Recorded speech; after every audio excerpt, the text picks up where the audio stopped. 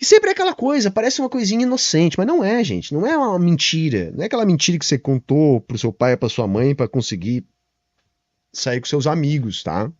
Não é isso. Nós estamos falando aqui de algo que é muito além de mentiras. Nós estamos falando de crimes previsto na nossa Constituição.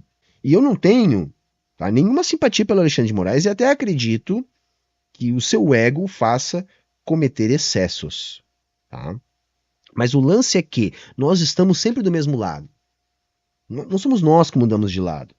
Essa semana foi mais uma semana de repercussão, né, das postagens do Elon Musk e do seu ataque contra a institucionalidade brasileira, mais especificamente contra o Alexandre de Moraes. Ele fez esse tweet aí, né, dentre outros nessa semana que passou, mas vejam a gravidade do que ele está dizendo aí, né? Mas como Alexandre tirou o Lula da prisão e colocou o dedo na balança para eleger Lula, Lula obviamente não tomará nenhuma atitude contra ele. A próxima eleição será fundamental. Gente, isso é o Elon Musk, né, o bilionário que comprou o Twitter, propagando mentira.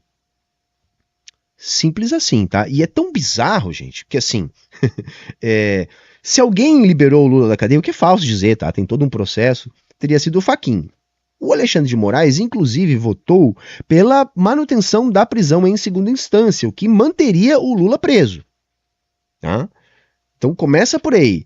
Se a gente analisar a posição do Alexandre de Moraes à época, ele votou pela manutenção do Lula na cadeia. Então é falso dizer que o Alexandre soltou o Lula, né? Rigorosamente falso dizer uma coisa dessas. E aí você pensa, o cara tá tentando desbloquear contas de mentirosos contumazes, e não é só mentira, porque às vezes você fala em mentira, aí você pode pensar assim, tá, Humberto, mas você vai proibir as pessoas de mentir? Acontece que não é uma simples mentira, gente. Estamos falando de grupos altamente financiados com máquinas profissionais para disseminar mentiras que não são apenas mentiras, são mentiras que visam incentivar e, mais que isso, organizar pessoas para cometer crimes previstos pela nossa Constituição. Golpe de Estado é crime, tá, gente? E é isso que estava sendo articulado por esses grupos com base em mentiras a respeito do nosso processo eleitoral e que, desde a semana passada, o Elon Musk vem ajudando a escalar. Eu disse na semana passada que acho pouco provável que exista, né, uma conspiração da direita global para conseguir manipular as eleições aqui no Brasil, né? Entretanto, com o que a gente viu ao longo dessa semana, me parece que sim, não uma articulação global, mas uma tentativa, pelo menos em dois sentidos. Uma, de criar aí um balão de ensaio, uma espécie de teste, para ver que poder tem Elon Musk de manipular a opinião pública a fim de interferir nos processos políticos e nas instâncias jurídicas de um país. Então ele está testando a sua força aqui. É lógico que tinha grana envolvida, nós já falamos sobre isso, não só da questão do lítio brasileiro, né, que o Elon Musk já estava de olho, não só em função da chegada da BYD aqui e da parceria que aconteceu agora durante já o governo Lula, mas também de grana mesmo, né? O governo Bolsonaro gastou aí 2.600.000 em propaganda diretamente no Twitter. Então, claro que tem grana, mas tem mais. Tem mais. Como eu venho sustentando, o Elon Musk ele não comprou o Twitter para ganhar dinheiro, mas para utilizá-lo como uma ferramenta de manipulação da opinião pública. Então ele está testando, tá? Ele vem testando aí, por exemplo, o que ele vai poder fazer nas eleições dos Estados Unidos. Né? Porque veja, lá nos Estados Unidos nós também vamos ter processos parecidos com esse, que o Alexandre de Moraes é uma das figuras mais representativas.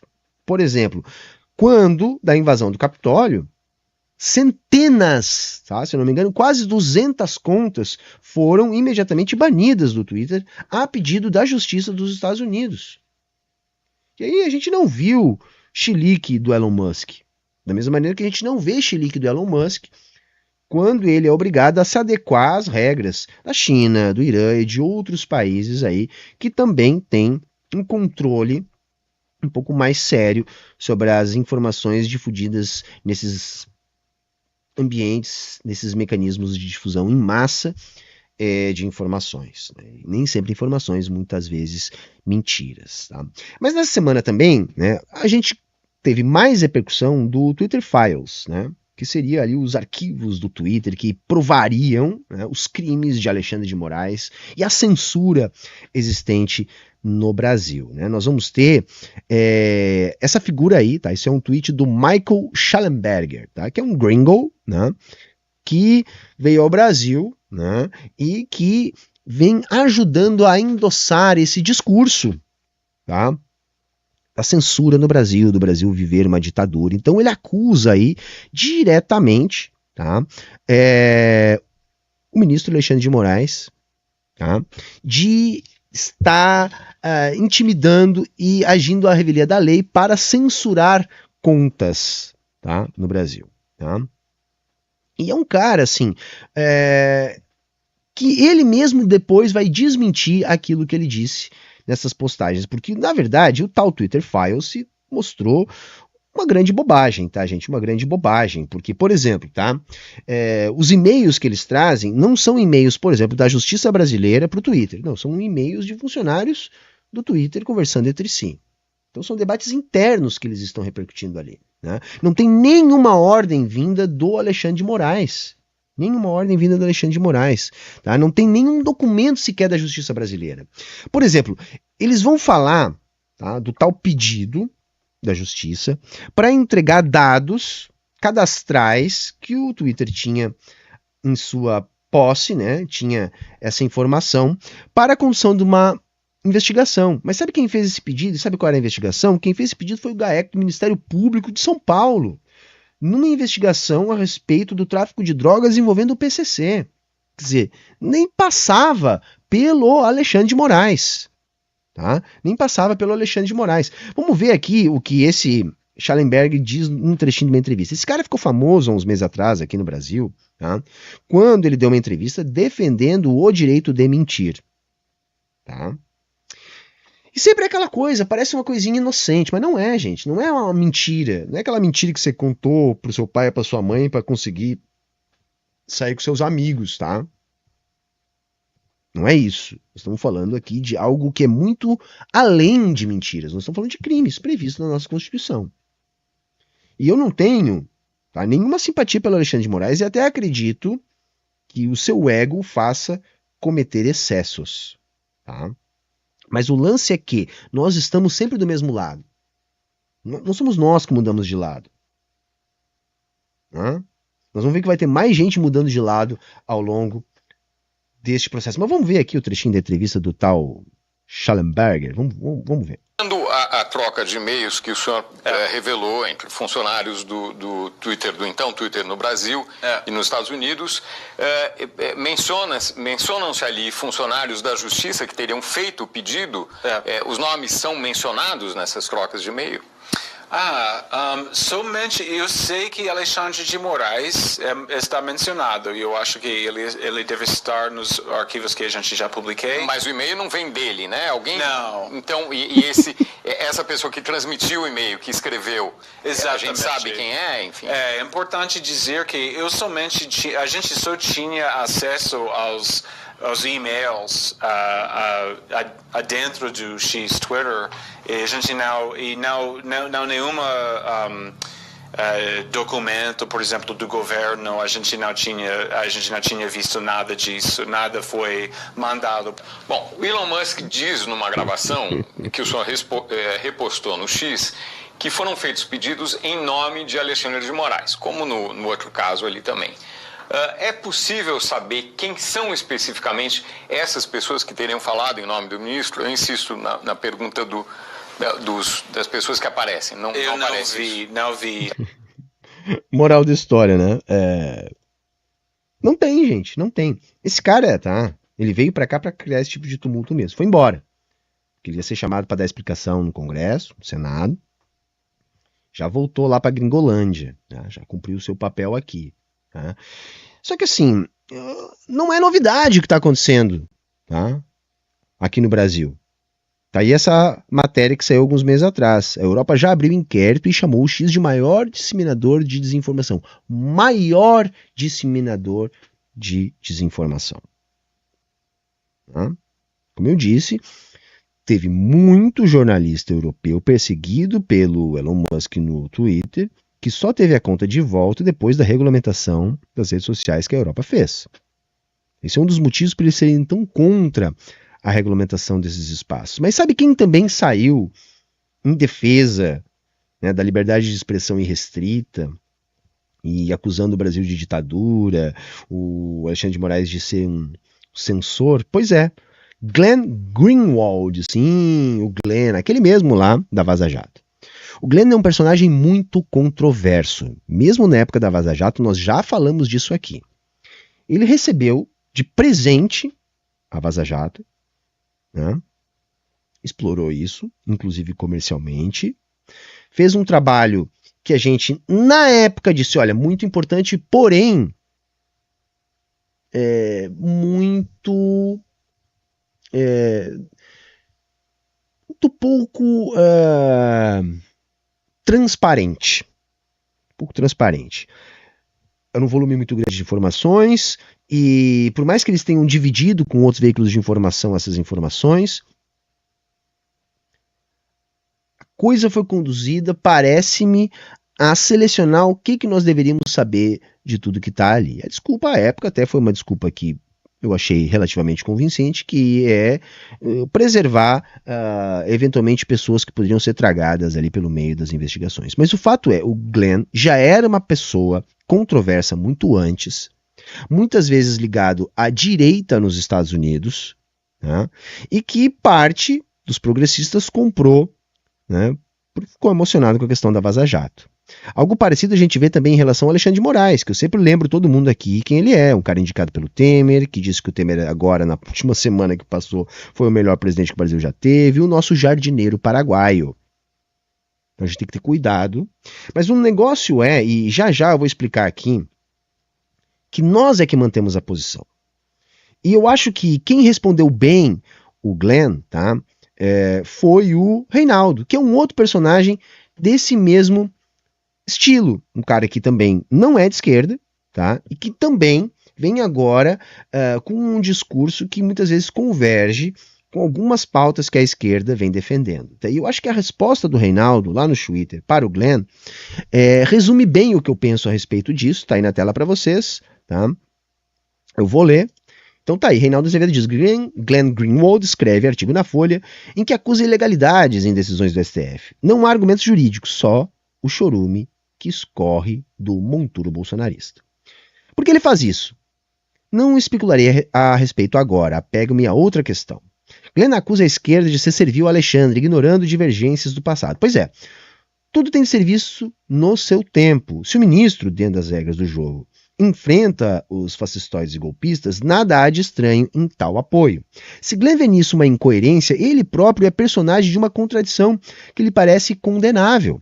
Quando o bolsonarista tentou chafurdá-lo, né, chutando do Brasil, numa mistura de autoritarismo, ilegalidade, xenofobia e homofobia, Glenn recebeu apoio unânime das esquerdas, que agora ele ataca. Parece um empate de contradições, só que não é. E aí ele explica. A esquerda era, sim, hostil a Alexandre e hoje apoia em muitas de suas decisões, porque ele enfrenta os neofascistas. Glenn, antes apoiado pelas esquerdas, contra as ameaças neofascistas, hoje está no campo oposto e alinha suas posições com os que queriam expulsá-lo ou prendê-lo. Como se nota, nos dois casos, há, na verdade, coerência dos progressistas. Quem precisa explicar suas novas e más companhias é o Glenn, não a esquerda. A propósito, Glenn revela uma alma, digamos, algo colonialista em relação ao Brasil. Toma as leis de seu país de origem como universais. E também, no seu caso, é uma sorte que não seja. Nos Estados Unidos, um episódio como o dos hackers poderia lhe render cadeia por contempt of court. Desculpe pelo meu inglês mobral. No Brasil, tentar golpe de Estado pode render processo e cadeia, né? Mas para o jornalista não. Mas jamais um jornalista será ameaçado por não revelar sua fonte. Moro, hoje aliado de Glenn, bem que tentou. Mas as esquerdas, hoje inimigas do buliçoso e belicoso jornalista americano, denunciaram a ameaça ilegal. Glenn precisa parar com essa mania de achar que está aqui para civilizar os nativos. Foquem nesse ponto, porque é muito isso. É muito isso. Primeiro que, assim, ele se baseia numa ideia que se tem da legislação lá nos Estados Unidos. Que mesmo lá, por exemplo, quando a gente vai olhar o caso do Julian Assange, tá? Não tem esse papo de liberdade restrita, não. Lá parece que a liberdade restrita é só para manifestação nazista. Tá? E seguindo aqui, só para terminar, no que respeita à defesa da democracia, os Estados Unidos têm muito a aprender com o Brasil contemporâneo, não o contrário. Desde que saiu do Intercept, Glenn tenta encontrar por aqui um lugar no mercado das ideias. Até agora não conseguiu nada além de ser linha auxiliar do bolsonarismo, que queria expulsá-lo do Brasil e chegou a acusá-lo de fazer parte, com o então marido, de um complô para conseguir uma vaga na Câmara.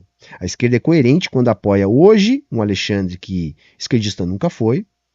Incompreensível é que Glenn tenha encontrado um abrigo no peito daqueles que essencialmente o odeiam. Não sei se é incompreensível.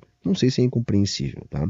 Mas esse tipo de caso é importante que aconteça para que a gente perceba as nuances do espectro político. Não é porque nós tenhamos, eventualmente, um aliado tático que esse aliado necessariamente é alguém do nosso campo. Tá? E as coisas funcionam assim mesmo. E o grande ponto para mim é esse.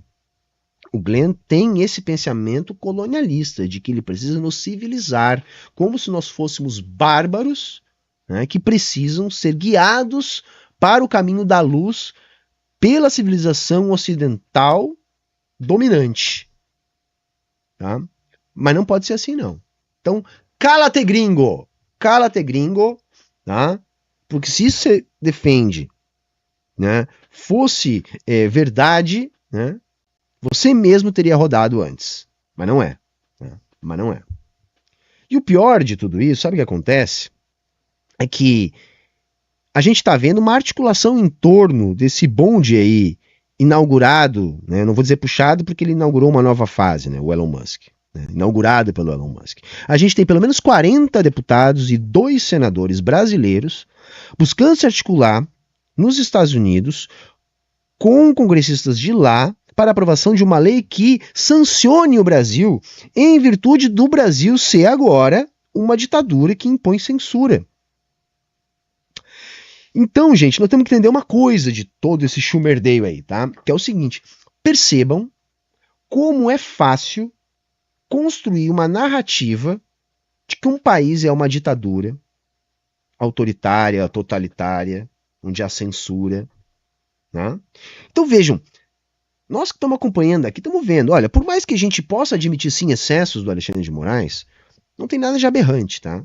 Você suspender a conta do Alan dos Santos, um dos principais propagadores de mentiras que eu já disse, são crime. Você tirar do ar a conta do velho da van, financiador de uma série de crimes. Isso tem previsão legal, gente. Isso tem previsão legal. Não tem nada de censura, não tem nada de ditadura. Ditadura é essa que o candidato golpista, um caminhão de provas, né, da sua tentativa de golpe, inclusive o filho dele foi lá no Roda Viva e admitiu isso. O cara que é formado em direito, né? Parece que é formado em direito, né? Foi lá e admitiu, não, ele não deu o golpe, então não teve crime, ele só planejou o golpe, né? Como se isso não tivesse também tipificado. Quer dizer, o cara que perdeu a eleição, que tramou um golpe, que tem dezenas de provas nesse sentido, tá aí fazendo micareta golpista toda semana, é Rio, é São Paulo, tá aí fazendo o showzinho dele por aí. Que ditadura é essa? E então pensem, tá? Se eles são capazes de se articular para levar esse tipo de informação para o mundo, quando a gente consome informação das ditas ditaduras, será que a gente pode confiar? Saca? A ditadura chinesa, a ditadura cubana, a ditadura da Coreia do Norte. Será, gente? Tem muito gringo agora, em função dessa repercussão toda aí, falando em ditadura no Brasil. Não estamos falando de marxista falando em ditadura da burguesia. Não, nós estamos falando no senso comum.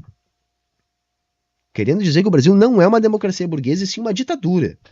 Tem muita gente lá fora agora dizendo isso, com base no que o Glenn está propagando, no que o dono do Twitter está propagando, no que a extrema-direita está propagando. Sabe esses deputados que estão lá, ou que foram lá nos Estados Unidos para articular sanções a brasileiros a partir de mudanças na legislação dos Estados Unidos, essas pessoas tinham que ser julgadas por crime de lesa pátria. De lesa pátria. E tinham que receber punição exemplar.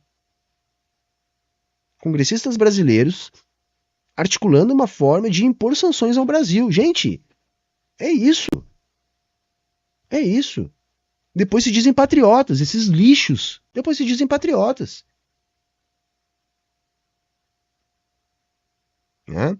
Então essa é a lição que fica. Percebam como é fácil, quando você tem controle dos meios de informação, construir uma narrativa de autoritarismo e ditadura. Você consegue construir sobre qualquer um. Você consegue fazer isso com o Brasil, depois de tudo que passamos aqui nos últimos tempos, veja o que eles fazem com a Coreia do Norte. E por isso que esses países, China, Coreia do Norte, Cuba, entre outros, só para citar aqui os mais falados, tem toda a razão de se organizar para resistir a esse tipo de ofensiva. Sim, porque isso é uma ofensiva, gente. É um dos canais de operação do imperialismo para subordinar as forças políticas do país à vontade imperialista do capitalismo dominante. E o Elon Musk está testando sua força.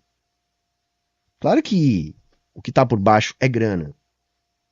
Mas vamos entender aquilo que eu também já repeti aqui 1 milhão de vezes. O Elon Musk não precisa mais de dinheiro. Agora o brinquedo dele é poder político. E acumular mais dinheiro serve apenas para ele aumentar o seu poder político. Política global que está numa situação bastante complicada, né, meus amigos e amigas?